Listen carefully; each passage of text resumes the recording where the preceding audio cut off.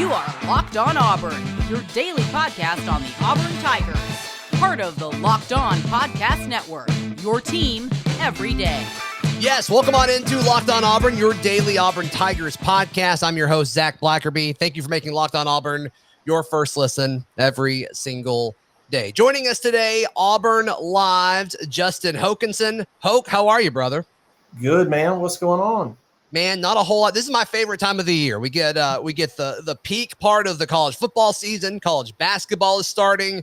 And Auburn's still competing in both of those, obviously. So that's a lot of fun. It's busy. It's busy time for me. Cover a press conference, cover a game, cover a basketball game, cover another basketball game, cover a game. Yeah, it gets a little wild right now. It gets a little hairy. But hey, I love basketball, so I mean I'm fired up about it. No, and y'all's coverage at auburnlive.com is absolutely fantastic. I want to talk about Auburn, Mississippi State on Saturday. We actually just got done recording on your show where we talked a lot of basketball, then touched on Mississippi State at the end there. But you really trashed Bo on that. That was tough. I mean, I don't know why you went after him like that. I don't know about that. I guess you'll have to go and listen and see if that's true or not. But I don't love this matchup Saturday, Hope. Yeah. I don't love this matchup between Auburn and Mississippi State. I think this air raid with Auburn's lack of a pass rush over the last few weeks, I think that's been a little concerning. Am I making too big of a deal of the lack of the pass rush, do you think, or do you think it's fair? I mean, no, it's fair. I mean, I think we got tricked in those first couple games.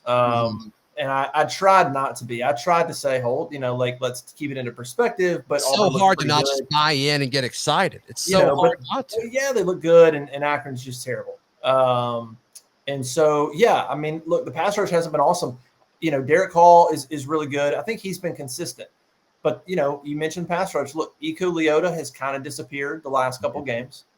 He was playing really well, LSU.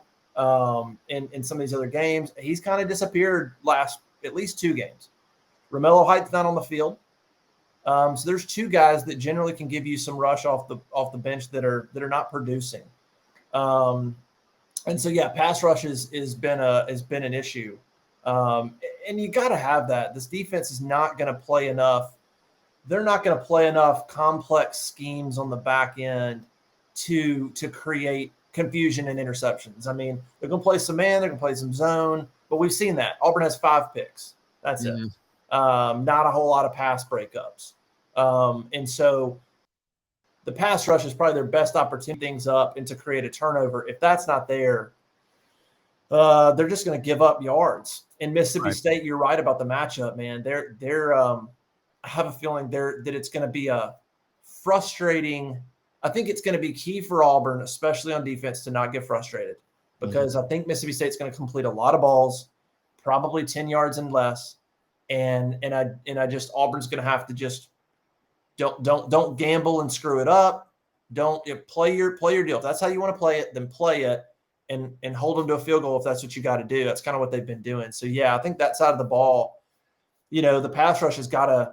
They got to get home this week. They got to get home this week and speed things up a little bit, maybe force it. They're going to throw enough passes. If you can't speed things up and force a pick here or there, I mean, to me, if you're going to throw the ball 55 times, if you don't get any interceptions, it's almost crazy. You almost think you throw the ball that many times, you got to pick one off, right? Right. You would think so. If I'm Mississippi State, I am hammering the middle of the field. I'm throwing at Auburn's linebackers. I'm throwing at Auburn safeties. I am not throwing towards Roger McCreary. That's for sure. No. But you got to imagine that's what the game plan is going to be. I would think so. Look, Auburn's and look, here's the other thing. I mean, you have no Zion Puckett and don't know about Badarius Knighton. He got in the second series against A&M. He got in and then he came back out. So he might play. I mean, he at least looks like he potentially could go. They just didn't want him to go. So maybe he plays, but he's not 100%. But so you're down Puckett, which changes things. Do you think they would? I mean, did Ladarius Tennyson win any more game time reps for his performance last week? He was pretty impressive. He was. I would say. I mean, no. If Puckett's healthy, if everybody's healthy, I think it would go back to the way it was. I do think Ladarius Tennyson, though. I do think he probably earned some more reps because I think that's a big deal with this staff. I mean, they're very much – they want to see it on the practice field before they're going to trust you on the field. Mm-hmm. And, he played – I think in the first 5 games or in the only 5 games Tennyson had played, he had played 26 total snaps. He played that against A&M. And so – but you listen to Harsin. Look, I've watched every Harsin press conference. I'm in them all. It takes a lot to excite him. There was a little bit of, pride in Ladarius Tennyson's play. I mean, he was like, he did some really, really good things. That's what he said. He did some really good things. And he even said, think about Harsin, how detail-oriented he is. You can't make mistakes, all that. He even said, yes, Tennyson made the mistake on special teams. He goes, well, we got to get that corrected. He goes, but I'll take the relentless effort that he showed. He goes, I'll take that. And that was a big deal for me to hear Harsin basically say, yeah, I know he made a mistake, but I'll take that effort. Mm-hmm. Because Harsin kind of comes off to me sometimes as like, your effort's expected. Don't talk to me about effort. Don't screw up, So for him, I think Tennyson really impressed them and did some good things to kind of elevate what they think of him and their trust in him. He's a good player. I think the special teams was an example of why he hasn't been on the field. It's a dumb play. And that's the kind of things that they're like, I got to be able to trust you out there. But his effort was awesome, man. He's fast. He's physical. And he provided a spark. And you're going to need him against Mississippi State. They're going to put enough receivers out there that he's going to have to play really well. Donovan Kaufman's going to have to play really well. Right. No, you're absolutely right. As far as the rest of the defense, though, I mean, in coverage, do you just line up with Owen Papo being the only linebacker? Do you think that's going to be the move for a lot of this, especially in 2nd and long, 3rd and long in this one? You could see a lot. I mean, you're right about the linebackers. I mean, I probably trust Chandler Wooten more in pass coverage, but none of them are awesome. But look, that's the strength of that Auburn team. Those guys' ability to stop the run, and Mississippi State will run some. They will run. But I think you're right. You attack not just the safeties, but you attack the linebackers too. Because look, you make them cover, but you also make them run. Mm-hmm. And then when they go to stop the run, maybe they're not quite as effective. And so, yeah, I would imagine that middle of the field is going to be attacked quite a bit. You're not going to go outside and attack McCreary a lot. Jalen Simpson's a good player. Now they'll throw it all over the place, but yeah, I agree with you on the middle of the field. And look, Owen Papo is a guy that if you go back and look, the last 2 games, a little rusty. If you go back and look at Pro Football Focus and how they graded him, not great. He actually was really bad against A&M grade-wise. He was pretty low. And against Ole Miss, he was okay, getting the rust off. So, I don't know if he's just not 100%. They just said, all right, you're about 85. That's as good as it's going to get and go. I don't know where he's at. But he hasn't been awesome the last couple of games. So, yeah, I would go after him and see, because it was an ankle injury. So go see what he's all about. See if he can cover, if he gets caught in a slot guy or a tight end or, whatever it might be. Yeah, I would think. But I just wondered, I mean, the way they're going to line up, is it him and McClain and Wooten doesn't get as many snaps, or do you bring Wooten in because he's a little more rangy? You just can't take Zacoby off the field right now. I don't think. No, because they will run. They'll run draws. They'll run draws. They'll run stuff up the middle. They absolutely will run. McClain in the open field, in the way this game is going to be played, McClain is going to be the guy chasing those plays down when there's not many people in the box. Yeah, and so much of the air raid too is, I mean, you may throw 40+ passes, but a handful of them are like, those quick throws behind the line of scrimmage, which essentially is just, a long handoff, right? I mean, that's their version of the running game. And you want Zacoby on the field tracking that dude down because he's going to be able to cover so much ground so quickly. So, yeah, I was like, can you take Zacoby off the field for several plays in a row? Like, I don't think so, just because he's been incredible this year. Yeah, I'm curious to see how it goes. If it's me, I'm not a defensive coordinator. I would think Papo gets less snaps. I would think if he's not completely healthy, he's kind of looked a little rusty. To me, he's not the guy that should be out there playing a team that could run 85 plays and chasing sideline to side. I think that could hurt him. I think Wooten and McClain could have more snaps. than Papo in this game. Right. Hey, today's show brought to you by our friends at McDonald's. Proudly serving community since 1965. McDonald's has always been more than just a place to get tasty and affordable food. It's a place where family can come together and reconnect. McDonald's is a place I grew up around. Went there for breakfast 2 days ago to pick up some stuff for my wife. We got McGriddles and their delicious iced coffee. McDonald's has all kinds of things going on there. So be sure to check out your local McDonald's, and I know you will not regret it. McDonald's has always been more than just a place to get tasty, affordable food. It's a place where friends and family in the community can come together. Big thank you to our friends at McDonald's for always being there. I'm loving it. Justin Hokanson of Auburn Live, our guest. Hoke, what are people missing out on if they do not have a membership to auburnlive.com? Well, a lot of good information. I mean, obviously we have good recruiting information with Jeffrey and Cole, and good team information. I think one thing we do well is trying to add context to what's going on, whether it's football games or basketball games. Obviously, we will bring you all the quotes. We'll bring you all the information. But I think one thing we try to do is bring you the context on what we're seeing too, a little bit of analysis. I should mention Jay Phillips as well, who's a contributor on the basketball side. That's what we try to do is not just bring you this, the quotes, try to go a little bit beyond that and bring you some thoughts. I mean, look, I'm around the program every day. I'm at practice in basketball. So I see a lot. And so I think I try to bring as much of that as I can to you, so you get a really good feel of what's going on. So that you can have a little bit more informed opinion than just reading a quote. I mean, I could give people quotes, man, from press conference, but without the context, without kind of what they might have meant when they said it, it can lead you astray. So I'm trying to keep you on track of sort of what's going on. That's right. Yeah. And then your message board, the corner message board, tons of great information, whether it's recruiting bits or a quick conversation you had with somebody in the athletics department. You got a ton of different things going on there. So be sure to go to auburnlive.com and check all of that out. It's worth every single penny. It's the best Auburn coverage out there right now, in my opinion. I'm a member with you guys, and it's absolutely worth it. Of course. I appreciate it as well. All right. So this Auburn Mississippi State game, let's assume they win.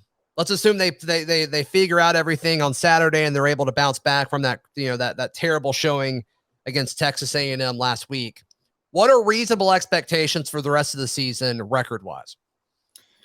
Well, I mean, if you beat Mississippi State, you got to beat South Carolina. I understand what South Carolina just did to Florida, but Florida's a mess, and so we kind of need to take that in a little bit of a vacuum, especially last year.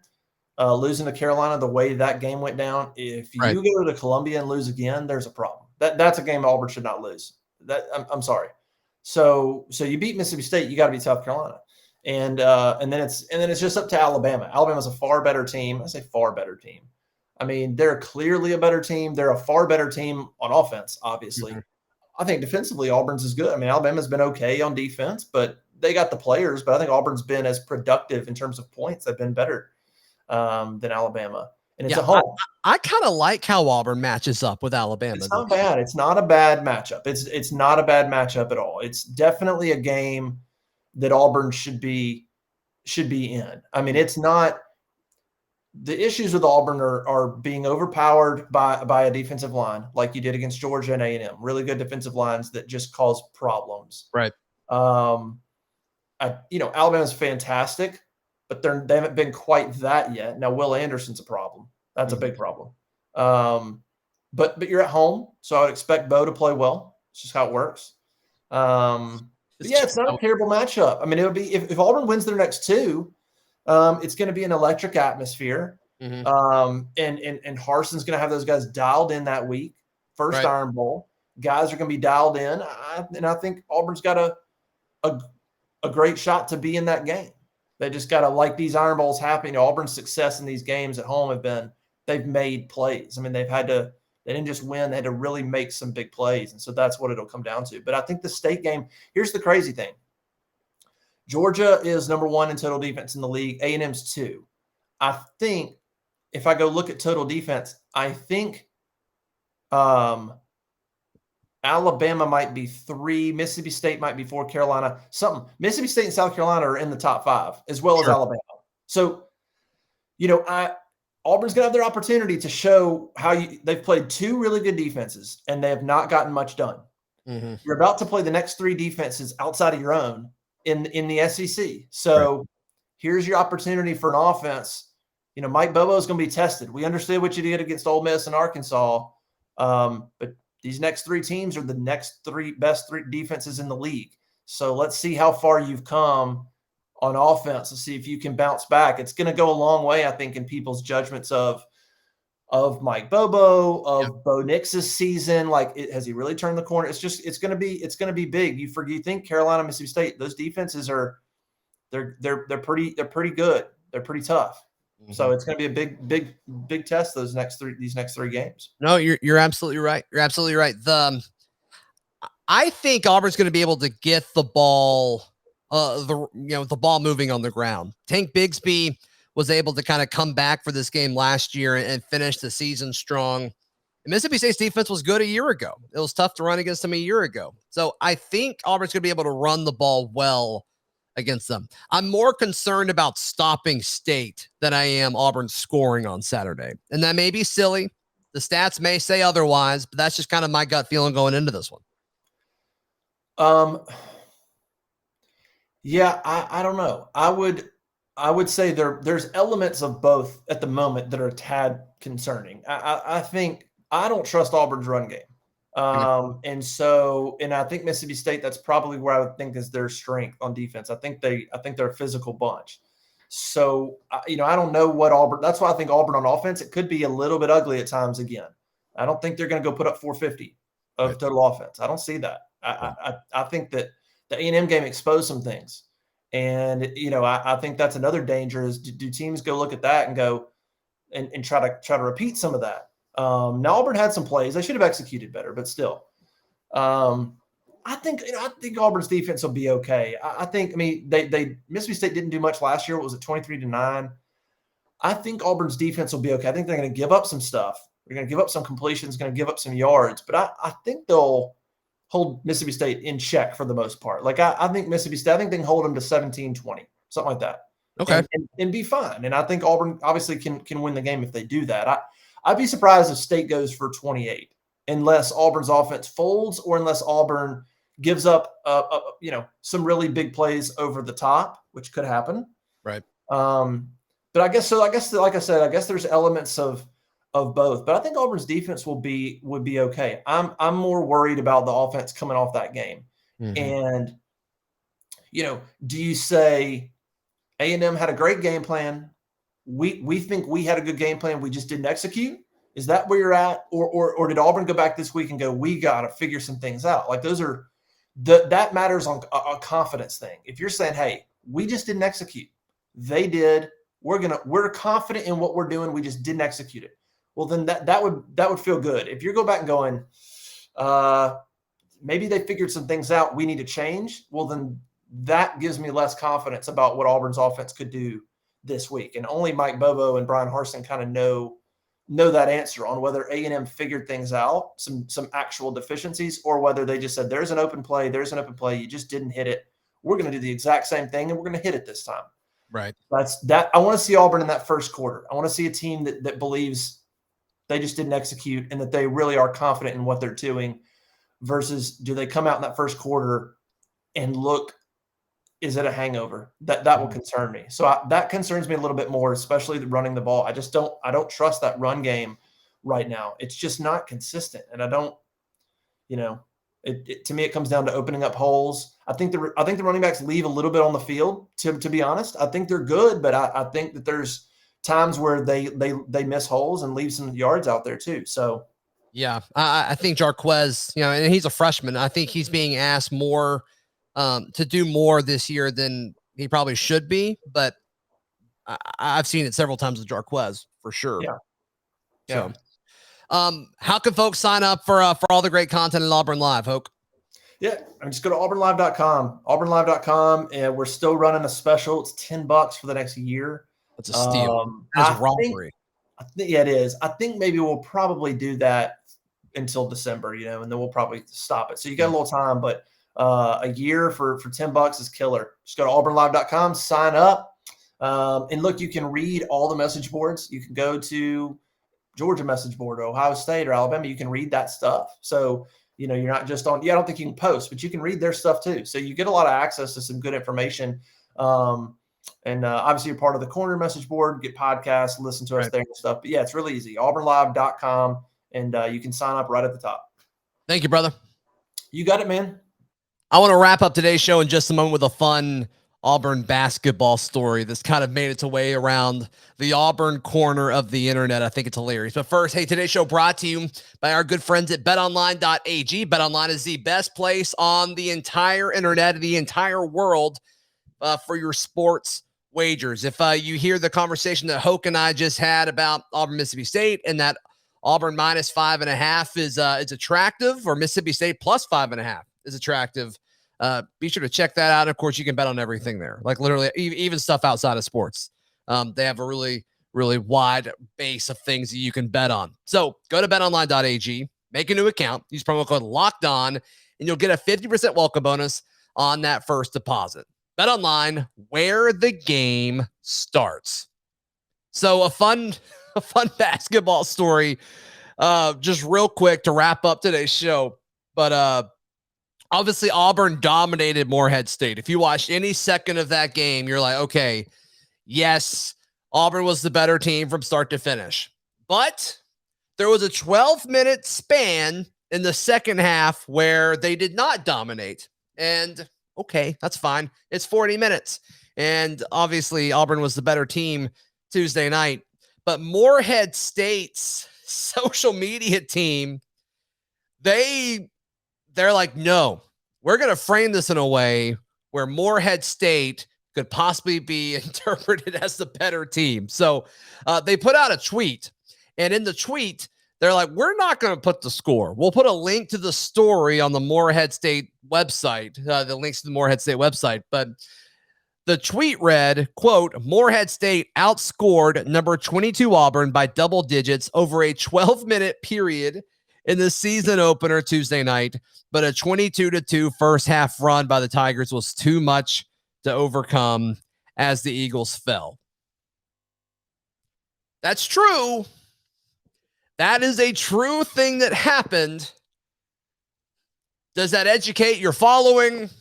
Does that educate the Morehead State fan base? Probably not. That's probably not the most honest thing for you to put out there. It's like there's two race cars, and the one that you were pulling for was second, and you're like, all right, ours was second, so there you go. There you go. It's like they're both true, but it's like, no, I don't. It's just weird to me. And of course, the Auburn fan base, which I love all the memes that they post under the opposing school's tweet. And of course, Auburn fans lit that one up. Morehead State made it way too easy. Way too easy. I think it's funny. So, no, props to them for winning those 12 minutes. Hey, they've got ULM coming up. The Auburn basketball team does ULM Friday night in Auburn Arena. I think ULM got lit up by LSU. So this is going to be an interesting one, not because like Auburn will dominate them. And I think Morehead State was a better basketball team than ULM is. But it's all about focus at this point. Can this Auburn basketball team that really played better than I thought they would Tuesday night, can they keep it all together? Can they keep this thing going? And can they focus and play like they should against a team that they should absolutely dominate? That to me is the big question. I don't really care. They don't need to destroy them by any stretch of the imagination, but if they could beat them, similar to what they did to Morehead State, mid-70s to mid-50s, and it looked controlled throughout, I think that's something where you can walk away from this and say, okay, good. Because I think a big question about this team is maturity. And I don't mean that in a bad way. It's just, it's going to take time over the course of the season to really get these guys to gel together and come together as a team, just because they haven't played together. You know, there's only so much you can do. So that's going to be what I'm looking at Friday night. So there you go. Hey, coming up on tomorrow's edition of the show, it's a Ferg Friday with a friend of the program, Justin Hokanson, with the Auburn Observer. As he does, he joins us every Friday. We love it. We love him for that. We'll talk about Auburn, Mississippi State. We'll kind of put a bow on our coverage for that and give you everything that you need to know going into the weekend. Follow me on Twitter at Zac Blackerby, the show on Twitter at Locked On Auburn, and on Instagram at Auburn Podcast. Thank you so much for making Locked On Auburn your first listen every day. Now for your second listen, I highly recommend checking out our friend Chris Gordy on Locked On SEC. He'll talk about Auburn as well as the rest of the conference, getting you ready for the weekend. We'll see you tomorrow right here on Locked On Auburn.